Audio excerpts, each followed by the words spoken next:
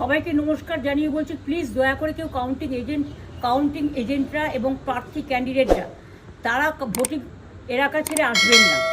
Strong রুমে যেখানে counting হচ্ছে, মানে সেন্টারে, সেখান ছেড়ে কেউ আসবেন না। এটা বিজেপির প্ল্যান। প্রথম 2-3 রাউন্ডে আমি কালকে থেকেই বলছি যে ওদেরগুলো আগে দেখাবে, আমাদেরগুলো পরে দেখাবে। এবং অনেক জায়গায় 2-3 রাউন্ড কাউন্টিং করার পরে প্রায় 100টা জায়গায় কাউন্টিং বন্ধ করে রেখে দিয়েছে।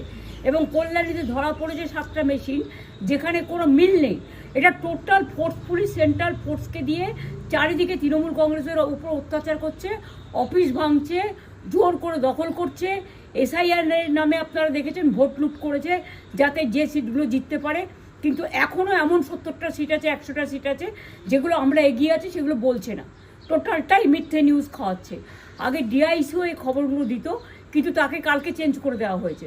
টোটালটাই ইলেকশন কমিশন নিজের ইচ্ছে মতো খেলছে, এবং সাথে কেন্দ্রীয় বাহিনীকে নিয়ে। এবং আমাদের পুলিশরা টোটাল মাথা নত করে কেন্দ্রীয় বাহিনীর আন্ডারে কাজ করছে।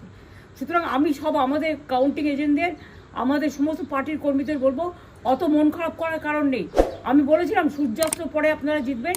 3 রাউন্ড 4 রাউন্ড কাউন্ট হলেও এটা 14 রাউন্ড থেকে 18 রাউন্ড কাউন্ট হয়, তখন আপনারা জিতবেন। Wait and see, watch. আমরা সবাই আপনাদের সাথে আছি, আপনারা কেউ ভয় পাবেন না, নিশ্চিন্তে থাকুন। আমরা বাঘের বাচ্চার মতো লড়াই করে যাবো।